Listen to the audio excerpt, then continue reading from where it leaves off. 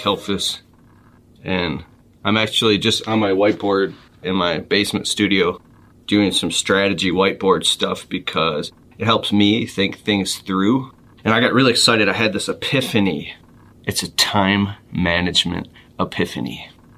So I'm like, I have to get this right now and start documenting this before the epiphany leaves me, man.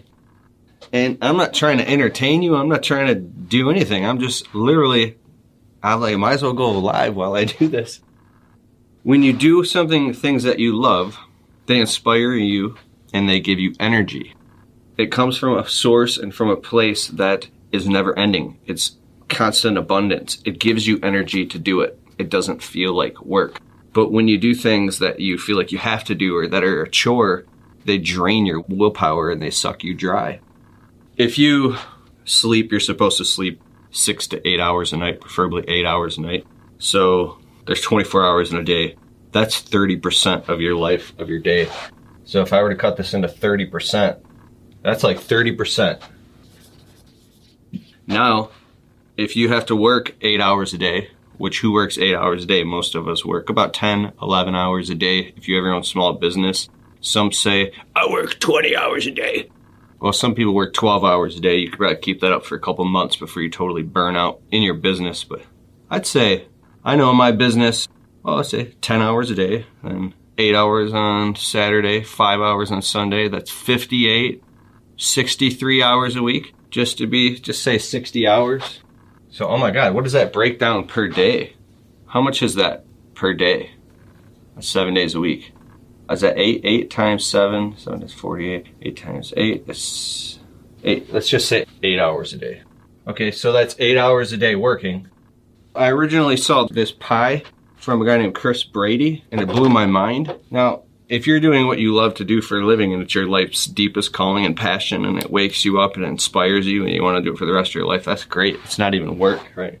If you spent 8 hours a day working, which is another 30%. By the way, if you like this, it's not even a whiteboard. This is just a big whiteboard I got from Home Depot for like $13. I brought it in my basement. I got some framing nails. I went tack, tack, tack, tack, tack. And now I have a whiteboard for 13 bucks. Do you know how much this would cost if you were to order something this big from Office Depot? I've looked. It's like $400. You should get one and put one right in your living room. So, 30%. Now think about this. How much time does it take you to, pardon my French, but shit, shower, shave, eat, change, cook, clean, do laundry, do the dishes, prepare meals, go grocery shopping, change the oil in your car, fix things, clean the house, deal with family problems and issues and all types of other chaotic bullshit and everything else that's going on in life that drains and sucks your energy. We could break it down, but like cooking, cleaning, and preparing meals might even be more time than that. Using the bathroom and showering and clipping your fingernails and toenails and going and getting your hair cut and brushing your teeth. Hopefully you do that every day, folks. And then, well, you say sitting and scrolling mindlessly on your phone. I think that the reason we scroll on our phones is because we're so fucking drained anyways of energy and just like... So you literally can't do anything else. But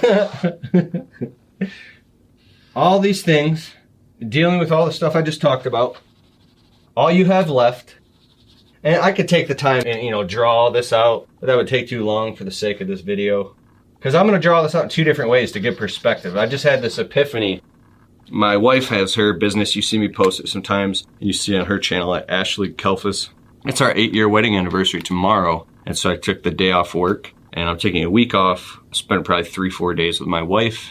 It's going to be awesome. I'm very happy. We're going to go get dinner and just hang out. But she's tied up. She's got something going on in her Amazon, her home-based business. And she's a little frustrated right now because something happened that was outside of her control, but she's fixing it right now. But as I witness this third-party observational, unemotionally attached thing has happened to me that triggered the inspiration for this epiphany.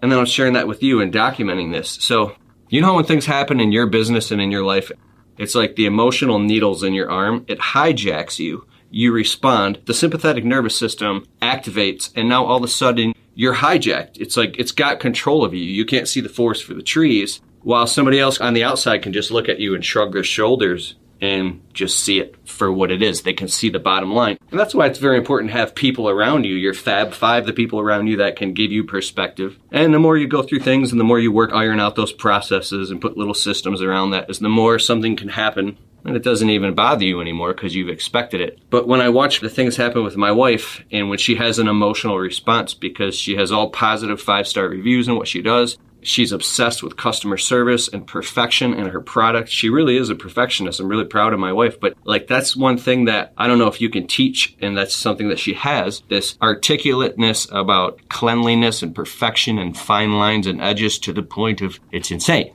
But hey, it's rubbed off on me and helped me a lot too. But I can see when things happen with her that I'm just standing there, and I don't mean to be mean, but I just don't have any emotion, and she's expressing it to me. And then whenever she's expressing what's going on in her business, I'm like, oh my God, I'm having an epiphany. I start having these epiphanies because now the same things that we go through, you can see somebody else going through in real time right in front of you. And when the observational part of the brain, it's the part of the brain you use when you're in meditation, you just become the silent observer of your own life. It's like this meditative hypnotic thing happens that I can look at her and all of a sudden get these massive epiphanies about my own life and time management because there's no emotional attachment. It completes the loop and it pulls the needle out of the sympathetic nervous system. The chimp brain that hijacks you and makes you only concerned about survival and mitigating risk, right? Your time perspective slows down and now you can see the big picture. It's called integrated consciousness. But if we go back to this, there's a reason why that this is happening. So if we're primarily concerned with survival and reproduction, and then, on Maslow's hierarchy of needs, finally having a hot pursuit of a passion, a life's mission and a mandate and your life purpose and the things you want to accomplish and the legacy that you want to leave before you die. Well, when you're stuck on the gerbil wheel, this is the gerbil wheel.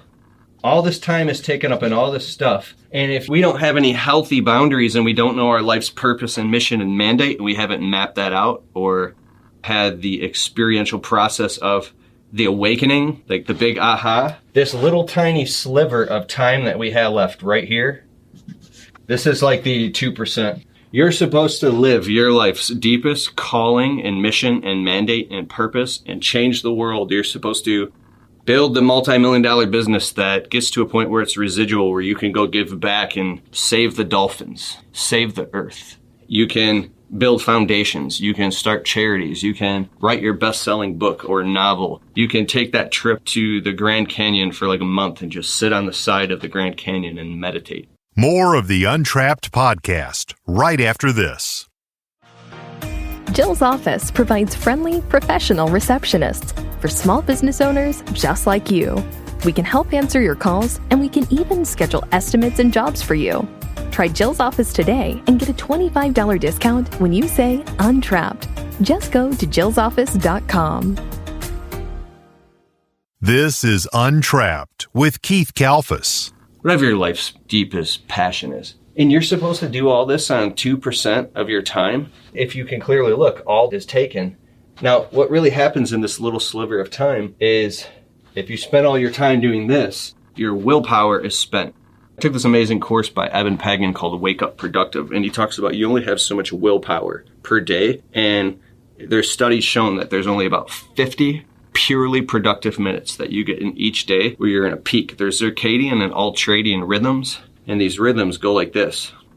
Circadian rhythm is when you sleep and when you're awake. When you sleep, when you're awake. Sun up, sun down, sun up, sun down. The ultradian rhythms are these micro rhythms that pop up and down during the day. So sometime every day around 1 o'clock after lunch, some of us get this lull that we go into where we just feel totally drained for an hour. Oh my God, if there was a bed, I could literally just go straight to sleep. Sometimes. Well, you're actually supposed to honor these rhythms. And when you do things like drink Monster energy drinks and Red Bulls and slam a bunch of coffee and keep taking all these replacements instead of honoring your biological rhythms, it drives down your willpower more and more and more, and it starts to exhaust your adrenal glands to the point where you're fucking walking zombie. And then by the time October, November comes, you're like, oh my God, I just want the season to end.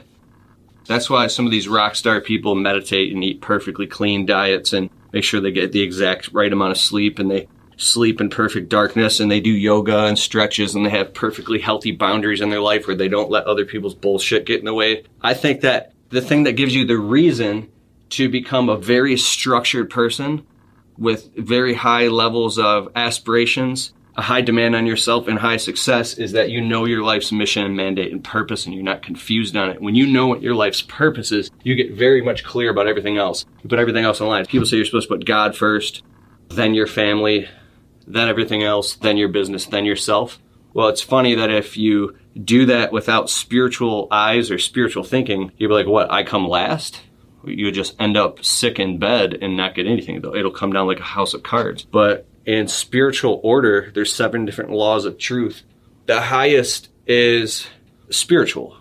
There's mental, physical, emotional, there's social truth, there's psycho-emotional truth, psychological truth. There's all these different levels, and spiritual is the highest. So if you order them up in proper prioritization, basically it's top down, okay?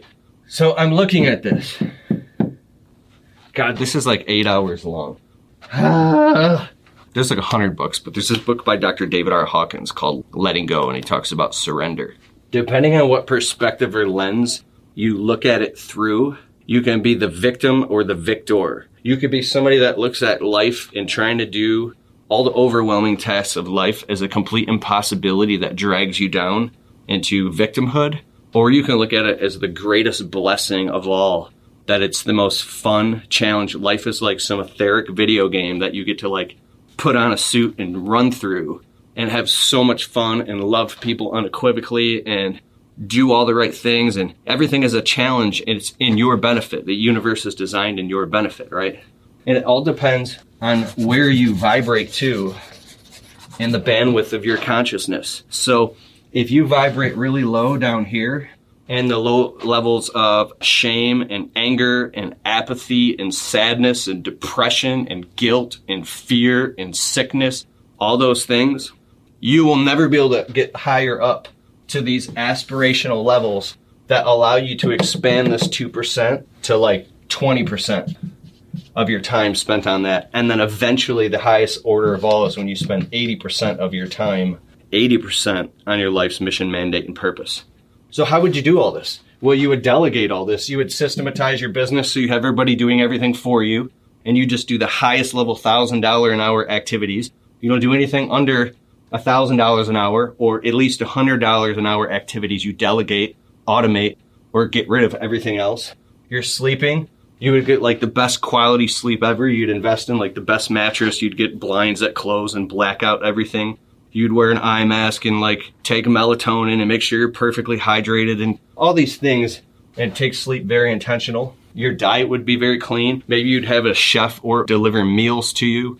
You could do like freshly.com. You would spend money on really nice, high quality organic supplements. You drink lots of clean water, and you would take your diet very serious because you can see clearly it gives you energy for your life's mission, mandate, and purpose.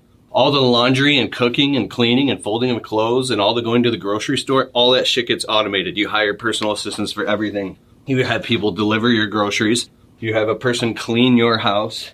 You have people do all these things for you because they're less than $100 an hour activities, right? So you can literally clear up, starting with 20%, but you can clear up 80% of all the shit on your schedule. But that's scary. Depending on where you're vibrating, on the levels of consciousness and how integrated you've become. So, and the only way to raise up through the levels of consciousness and vibrate higher is, well, you can vibrate higher. You can meditate. You can find out your life's mission and purpose. You can pray. You can eat healthy. There's all these different things you can do to give you the edge. But the one most important thing that you can do that all the circles that drain around is cutting the fat. It's literally finding, well, in the 80-20 rule, depending on where you want to start, it's going and cutting out all the negativity and toxicity in your life. If you have horrible addictive patterns, drug abuse, addiction to alcohol, constant consumption of fast food, codependent relationships in your life with friends or family members who also have those addictions, either they're narcissists or they have actual demonic entities, in my opinion, attached to them that are leaping and arcing onto you and trying to feed off of you and getting into your household. So that's kind of like the woo-woo stuff, but I believe that there are actual demonic entities and demons and things that you have to get right with the Lord and then work on banishing them out of your life and out of your circle, and so they can't come back in. And then when you try to, depending on how you look at this, whether it's spiritual or whether you look at it from a scientific perspective, whenever you try to get your shit together and align with truth, it starts unlocking all these things in the deep levels of your subconscious and then your life, and everything tries to attack you to hold you down. It's like a last-ditch effort to keep sucking off you and feeding off you like a battery in the Matrix. So as soon as you try to grow and evolve in your personal development and you want to move upward and onward in your life, you want to make more money, you want your business to do better, you want to eat healthier, you want to be happier, you want your relationships to evolve. As soon as you try to get rid of that negative, toxic person in your life or limit the amount of communication, they'll start attacking you or bad-mouthing you or finding ways to, it's like the mean sweet cycle, to get in and stab you in the back from behind. Shit starts hitting the fan because the very foundation of the structures and agreements that you have with other people and with yourself starts eroding at the edges because those structures were built on lies. Does that make sense? Stick around as Keith returns with more of the Untrapped podcast in just a moment. Hey guys, I just want to say this podcast episode is brought to you by Lowe's Home Improvement. I'm super proud we have a brand new sponsor, Lowe's, and you can get a lot of stuff you need for your business from Lowe's, and also you can shop on Lowe's Line and they'll deliver almost anything right to your doorstep. All right, let's get on with the show. And now, here's Keith. The structures, I'm not talking about physical structures, I'm talking about etheric structures, and they're psychological structures. They were built on lies. So if you start changing and now all of a sudden you start evolving and moving upward, people don't know how to deal with you anymore. They can't manipulate you anymore. Their codependent patterns of how they feed or you feed off of them doesn't work. So there's these neuropeptides in your brain. They pump these endorphins and these emotions that whenever you get in a fight with somebody or whenever you trigger somebody or they trigger you, you have these secondary emotional payoffs, and they're like hits of heroin in your veins that force you into these codependent patterns, either with yourself or with other people, that keep you in this pendulum of unnecessary suffering. Even as I talk about it, you hear my voice quivering because it resonates truth. So letting go of all this shit on the bottom, there's two ways to look at this. The first one is there's a beach ball that you're holding underneath the water and you're fighting and you're like holding this thing down. Like you finally give up and you let go and the beach ball pops up to the top and just starts floating buoyantly on top of the water. Why does it do that? Because that's its natural state, is to float, and you're exhausted from holding it down. The second perspective is if you're in a boat and you're going east full speed and you don't want to go east, you want to go west. So you turn the boat around with all your might and finally the boat turns around, but you get tired and you let go. What does the boat do? It turns, it starts going west again. Hey, I hope you liked the show. And if you like the Untrapped podcast and you get value from it, can you please take a minute and go over to Spotify and leave it a well-worded positive 5-star review. It helps boost the rankings on Spotify so the show can get to more people. Therefore, these messages can get out to more people and inspire more people so then they can go out and start their small businesses and crush it and get to the next level. It's a huge deal. All right, I'll see you in the next show.